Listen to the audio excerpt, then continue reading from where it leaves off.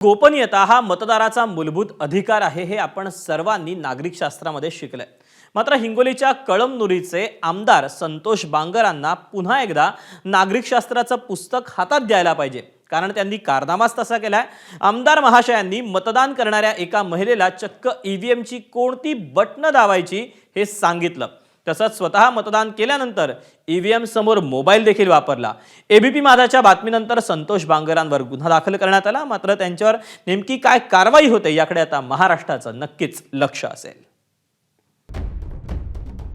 मतदान केंद्रातल्या महाशयांची तशी वेगळी ओळख करून द्यायची गरज नाहीये, पण जे राजकारणापासून जरा दूर दूर असतात त्यांना किमान तोंड ओळख तरी करून देऊया। संतोष बांगर हिंगोलीतल्या कळमनुरीचे शिवसेनेचे आमदार।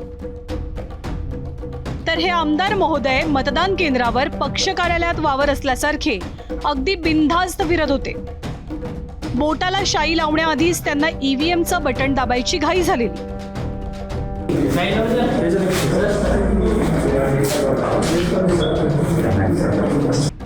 आता संतोष बांगर यांचा पठ्ठ्या आणि त्याच्या हातातल्या मोबाईलवरती जरा नजर टाका। त्यानं मोबाईलमध्ये नेमकं काय सुरू केलं हे त्या पठ्ठ्याला आणि आमदार महोदयांनाच ठाऊक। खिशात मोबाईल घेऊन संतोष बांगर ईव्हीएम मशीनच्या दिशेनं निघाले। तिथे आधीच एक महिला मतदान करत होती। मग संतोष बांगर यांनी चक्क या महिलेला कोणती बटणं दाबायची हे चढ्या आवाजात सांगायला सुरुवात केली।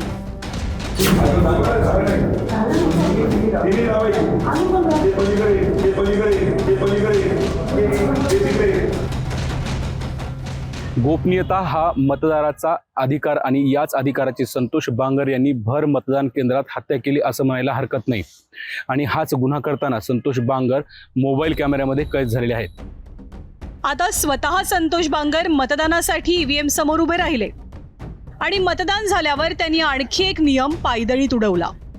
हातातल्या मोबाईलनं त्यांनी ईव्हीएमचं शूटिंग केल्याचं दिसतंय आणि कदाचित यासाठीच पठ्ठ्यानं संतोष बांगर यांना मोबाईलचा कॅमेरा सुरू करून दिला होता का असा प्रश्न आता उपस्थित होतोय।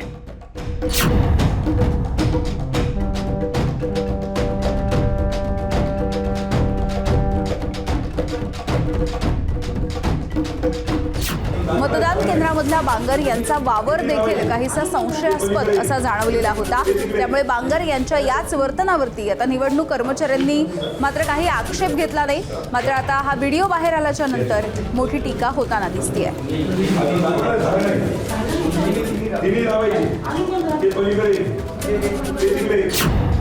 लोकशाहीची थट्टा मांडणाऱ्या आमदार संतोष बांगरांचा हा प्रताप महाराष्ट्रानं एबीपी माझावर बातमीच्या स्वरूपात पाहिला।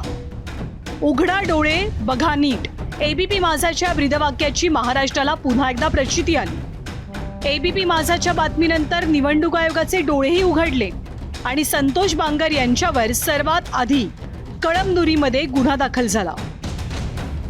एबीपी माझाच्या बातमीनंतर राज्य निवडणूक आयोगाने हिंगोलीच्या जिल्हाधिकाऱ्यांशी तात्काळ संपर्क साधला। आमदार संतोष बांगर यांनी ज्या मतदान केंद्रावरती नसती उठाठेव केली त्या ठिकाणच्या अधिकाऱ्याची चौकशीचे आदेश दिलेत। या अधिकाऱ्यावरती संतोष बांगर यांचा दबाव होता का असाही प्रश्न समोर येतोय। तथापि या अधिकाऱ्यावरती बदलीची कारवाई होण्याची दाट शक्यता वर्तवली जाते। स्थानिक स्वराज्य संस्थांच्या निवडणुकांच्या रणधुमाळीत शिंदेच्या शिवसेनेचे संतोष बांगर आणि भाजपचे आमदार तानाजी मुटकुळे यांच्यात तुफान वाकयुद्ध रंगलं। आता संतोष बांगर यांचे मतदान केंद्रातले व्हिडिओज बाहेर आल्यानंतर तानाजी मुटकुळेंना आरोपांची तलवार चालवण्याची आयती संधी मिळाली आहे।